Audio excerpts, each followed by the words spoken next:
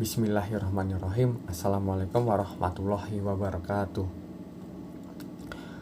Alhamdulillahirabbil alamin. Assalatu wassalamu ala asrofil anbiya'i wal mursalin Muhammadin sallallahu alaihi wasallam wa ala alihi washabihi ajma'in. Amma ba'du. Izin memperkenalkan diri, nama saya Iqbal Arakan Bahyadi dari kelas 2B Pendidikan Fisika.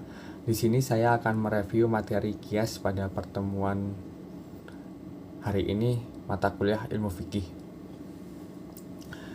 Kias dapat diartikan atau kias adalah mempersamakan hukum sesuatu kasus yang tidak dinaskan dengan hukum kasus lain yang dinaskan karena persamaan ilat. Menurut Imam Syafi'i, kias adalah setiap kejadian pada seseorang pasti ada hukumnya, dan ia wajib untuk mengikuti nas apabila ada nasnya. Jadi setiap perbuatan manusia itu pasti ada hukumnya, dan kita tuh wajib mengikuti nas yang ada jika memang ada nasnya. Lalu ada kehujahan kias. Kehujahan kias ini terbagi menjadi dua, yaitu yang pertama ada jumhur ulama yang mengatakan bahwa kias adalah hujah yang sarah. Yang kedua ada mazhab Nadomiyah, Dohiriyah, dan Syiah Imaniyah yang menolak kias sebagai cara untuk menetapkan hukum. Mereka menolak dengan alasan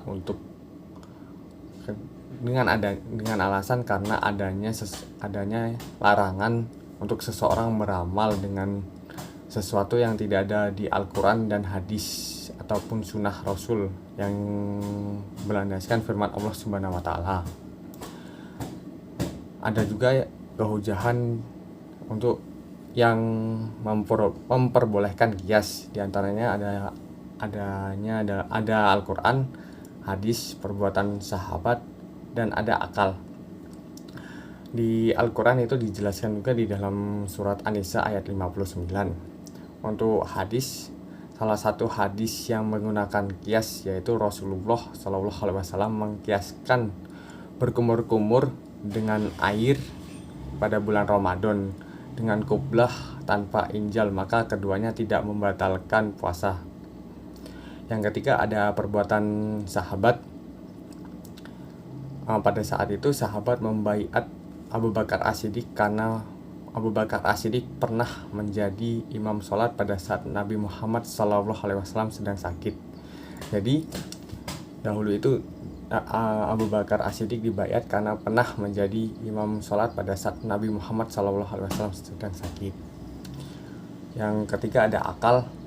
Kias bisa dibuktikan dengan dalil akal yang sudah ditetapkan Allah Subhanahu wa Ta'ala. Rukun kias juga ada 4, yaitu ada pokok atau usul, ada cabang, ada ketepatan hukum asal, dan ada ilat. Sebagai contoh, adanya larangan atau adanya kias dilarang memukul orang tua. Nah, jadi kias ini muncul karena adanya dalil atau adanya usul. Kias ini berusul dari adanya dalil dilarang mengatakan saja kepada orang tua. Nah, dari usul tersebut menjadi cabang dan ketepatan hukum asal. Jadi melarang saja tidak boleh, apalagi sampai memukul yang menyebabkan orang tua menjadi sakit dan sebagainya. Nah, setelah itu lihat lagi ke dalam konteksnya atau ilatnya. Memukul itu dalam bentuk apa? Apakah hanya sedang bercanda dengan orang tua, atau sedang dengan sengaja menyakiti orang tua? Dan apabila dengan sengaja menyakiti orang tua, maka memukul orang tua itu merupakan larangan dan merupakan kias. Adapun tingkatan kias ada 3, yaitu yang pertama ada kias aulawi, yang dimana tingkatnya itu lebih tinggi dari hukum asal. Ada kias musawi, yang dimana tingkatan hukumnya itu sejajar atau sama rata. Yang terakhir ada kias adna, yaitu yang dimana kias ini hukumnya lebih rendah daripada hukum asal. Mungkin begitu yang bisa saya sampaikan. Jika ada salah itu datangnya dari saya pribadi, dan jika ada benar itu datangnya dari Allah Subhanahu wa taala. Saya akhiri, wabillahi taufik wal hidayah. Wassalamualaikum warahmatullahi wabarakatuh.